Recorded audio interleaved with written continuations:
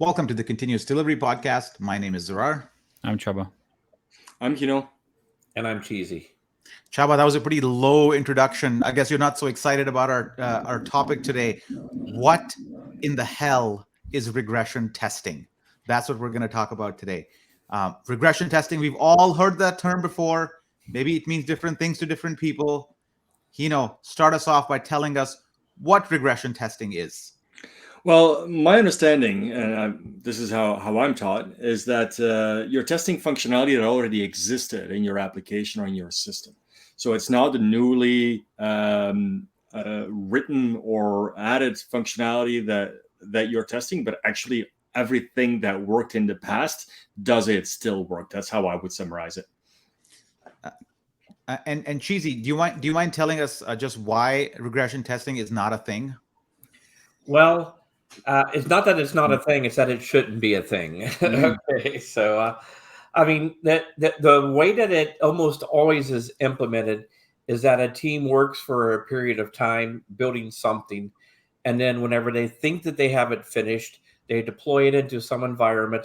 Then they run a really large battery of tests, and these are not tests that run in a pipeline. These often are like these massive tests that take a really, really long time to get together.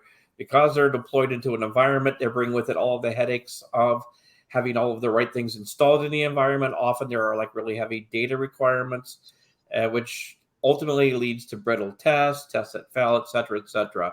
And so that's kind of the concept or the idea or how it's typically implemented. The thing that's missed there is that we shouldn't have to like work up to a certain point, stop and pause, deploy everything and test it. But instead, we need to get to a place where at every moment we can know that our system works. So it's not something that happens after the fact that tests everything from the past, but our testing has to be something that's continuous, that tests everything all the time without all of these headaches. And that ideally is not brittle, that has a high degree of reliability. And Csaba, I want to go to you and kind of propose this. I feel regression tests, the way Cheezy described them, are completely antithetical to continuous delivery, completely orthogonal, opposite. Because if you look at any continuous delivery definition on the web or what you thought of, it's always been your software should always be in a releasable state, right? That's like number one thing of continuous delivery. And when we say, oh, we're entering a regression testing phase, that sort of breaks the definition right there, because you can't release it until this thing called regression testing is complete. Well, don't forget the historical context here, right? And don't forget that we take for granted full automation. But in the moment when you have manual tests, there is no other way to do this. So to be able to get to that state, there is one simple requirement, which is also in the same time extremely hard to achieve, especially in legacy systems, to have fully automated tests, right? In that moment, these tests became you can call them regression, you can just call them just tests, because they just run. They can just run any point in time, any moment you do any kind of change. And I think the reason this got stuck in the industry, and then I'm going to give a little bit of perhaps understanding how I see it, is that when a developer makes a change on a piece of code that they are working on right now, and then they fully unit test, they integration test, they do everything, and then when all the other tests are in the pipeline, in a way, I think they look at it as a regression test because this was developed before. While for me, it's just another. They just the test of the system, and I think this is where this still got stuck. This term, and what I've seen people using it, even in it could be used even in a continuous delivery environment. Okay, so let's jump into like some actual scenarios here, and maybe we'll start off with what you.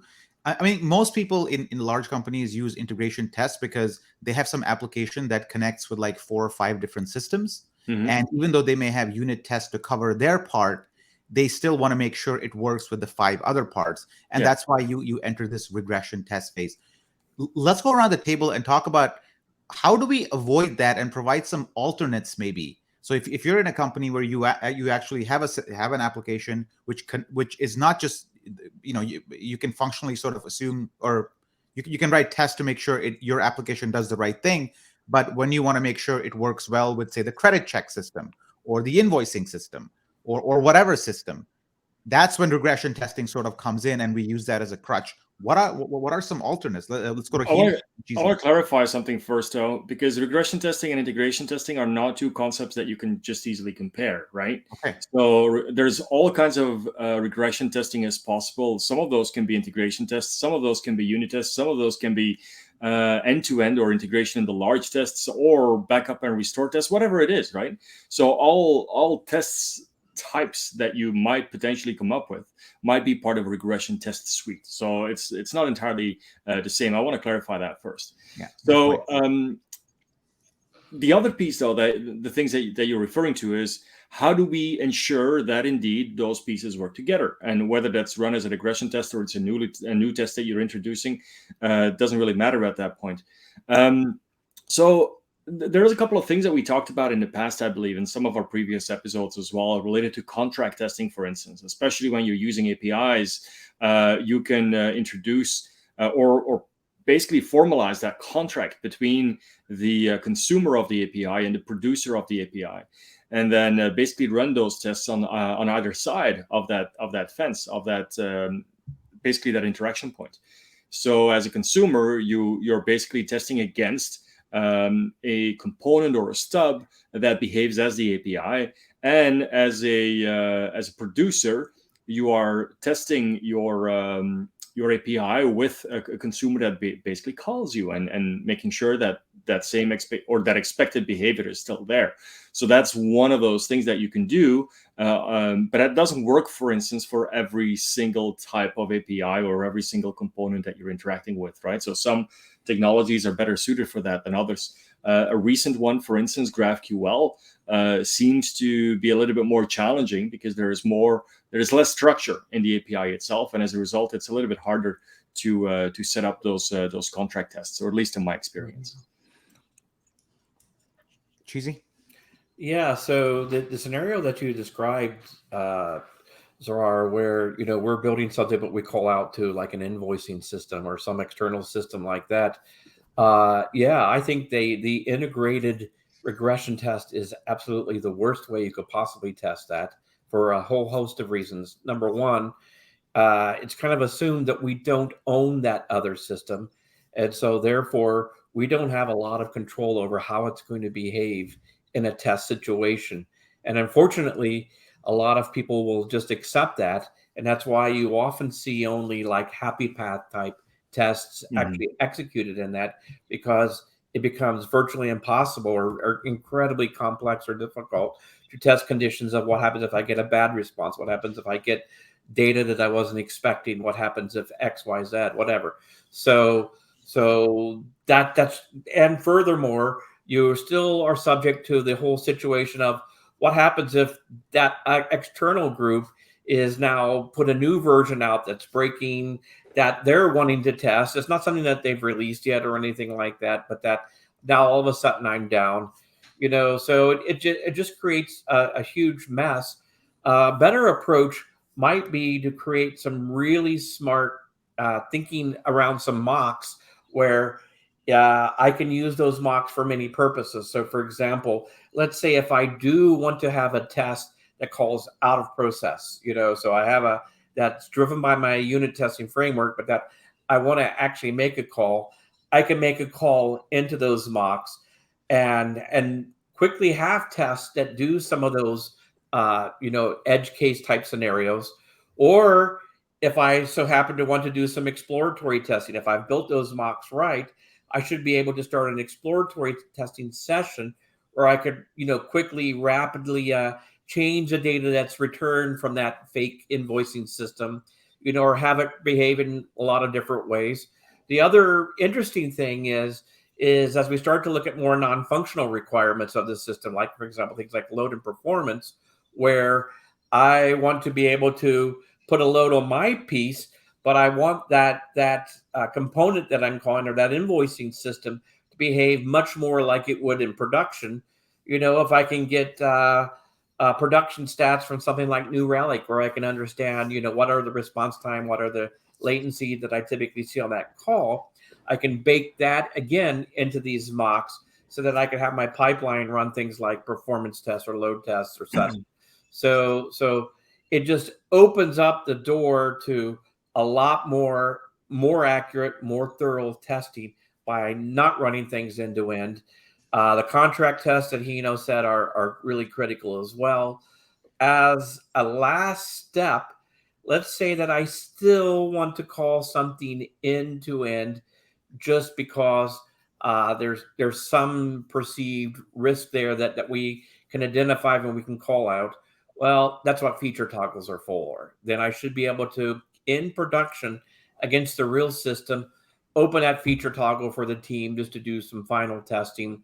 And to be quite honest, that's the best that I can possibly think of. Those scenarios. Yeah, I would even call that verification. But there is something else that triggered my interest there, Cheezy, in what you said, and that is you don't have control over those components that you want to connect with. And I remember a situation in which a customer of ours was actually relying on data that it got from the internet, and it was actually scraping that from various sites, and it had absolutely no control around how that data was presented.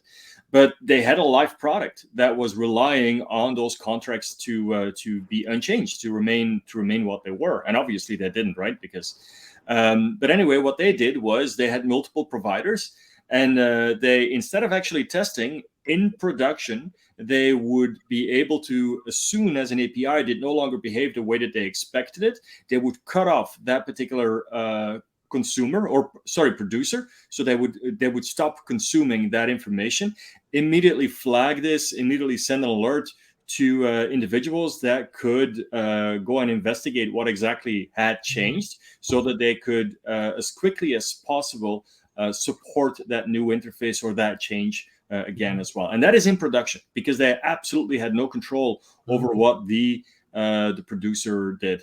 So it's actually taking it even a step further than in a testing environment.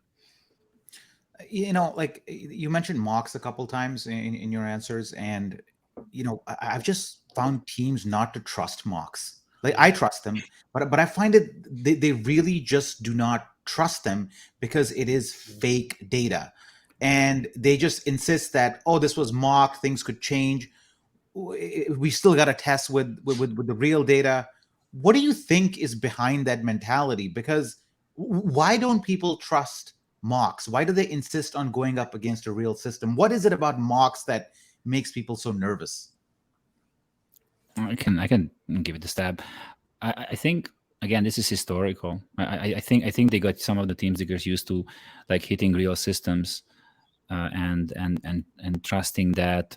And the other thing is the staleness of that. And I think that's why Gino's point was about contract testing, because the challenge is that I can mock something, but I have no idea if the other side makes any changes, right? And the interesting question for me is always like, especially large organizations that since we have so many open source products and APIs out there, weirdly they accept the fact that they use these open source APIs and they rely on them, and they accept the fact that they cannot just go there and ask them for a change. Yet in an organization, there is no need to move towards that kind of a model where truly you develop these trustable APIs, or this version then trustable API, which is, yes, of course, an extra effort, but you would get to closer to that point, Zarar, what you're describing, that you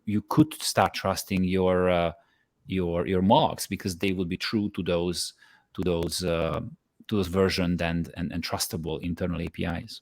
Mm-hmm. Yeah, I want to add to that by just exploring a little bit. Csaba hit the nail on the head where he said that there's a historical aspect to it. I want to jump into that just a little bit, because I think peeling that apart helps us understand that fear some. Okay. And it is very much historical. Several decades ago, decisions were made to take quality away from developers and hand it off to other folks. And these are your testing organizations, right? Your QA organization. And for many, many years, that was very manual process. And even today, still a lot of places it's very manual, but we are getting more automation.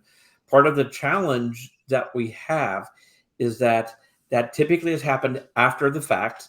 Okay, in other words, after the code is written or fairly close to ready to go, and it's not integrated into the development cycle. So as a result, they've had to rely on these big end-to-end run all the way through the system type of tests.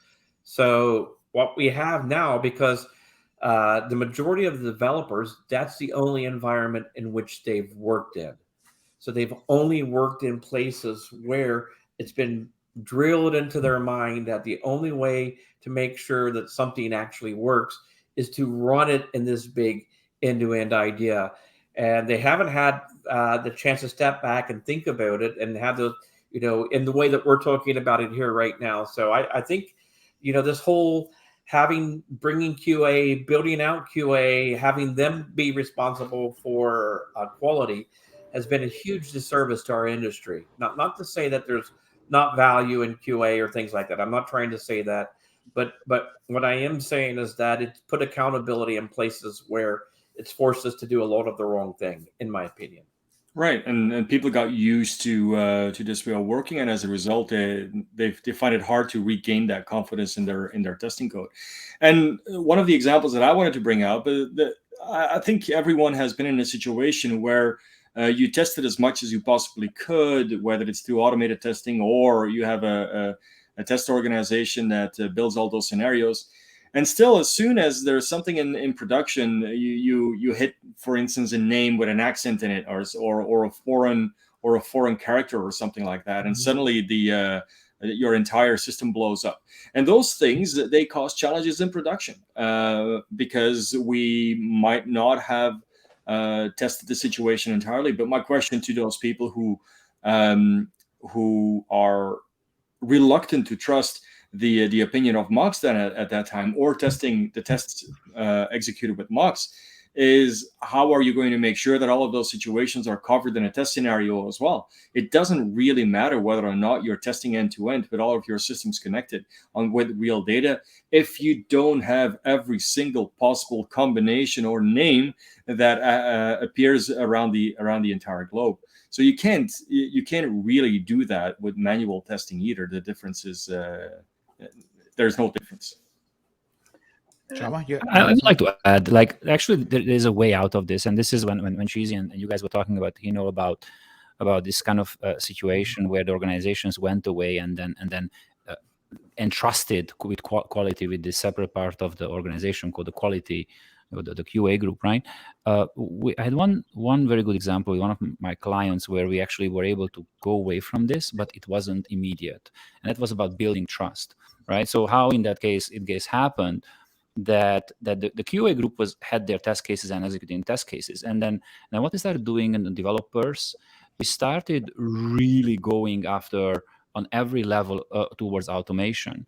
And what we actually started doing, which was an idea of one of the developers, we started actually showing in our sprint reviews the kind of testing we do. We kind of wanted to highlight a little bit for the organization what other things. And this is a classic example. You don't necessarily just have to talk about your product. Sometimes you can talk about like what you actually do.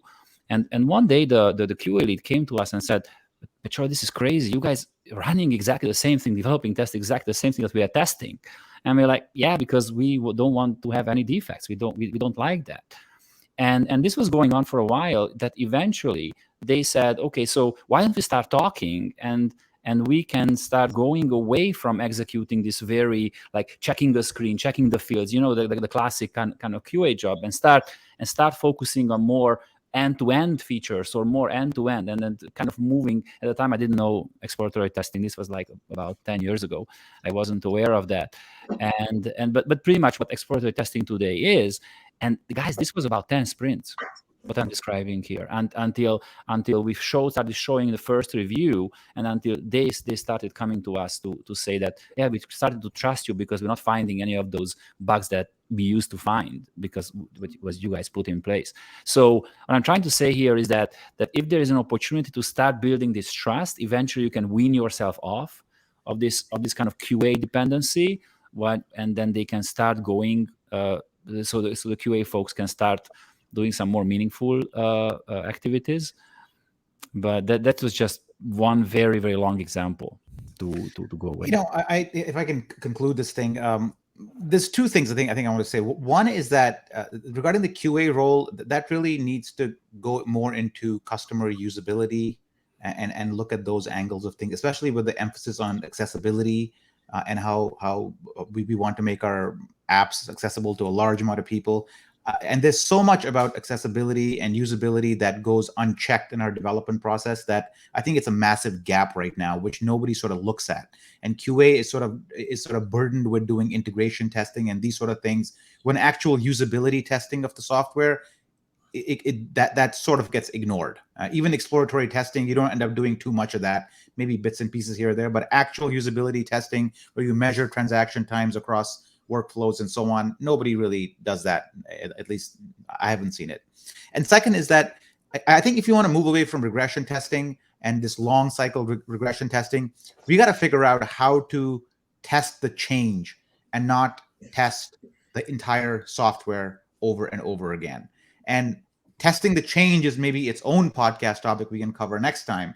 But I think if we figure out that in this over the last 2 weeks we changed X amount of code or features or what have you, and we figure out how to test that delta confidently, then we can maybe think about shortening or even eliminating our regression testing cycle. But that's a whole new topic maybe for next time. Listener, thank you for joining or listening into the ETD podcast. Like us on Twitter or follow us on Twitter @ContinuousPod and join the LinkedIn group. And we also have a YouTube channel going where you can watch this podcast. So leave us a comment, subscribe, and all that. And we'll hopefully see you again soon enough. Goodbye.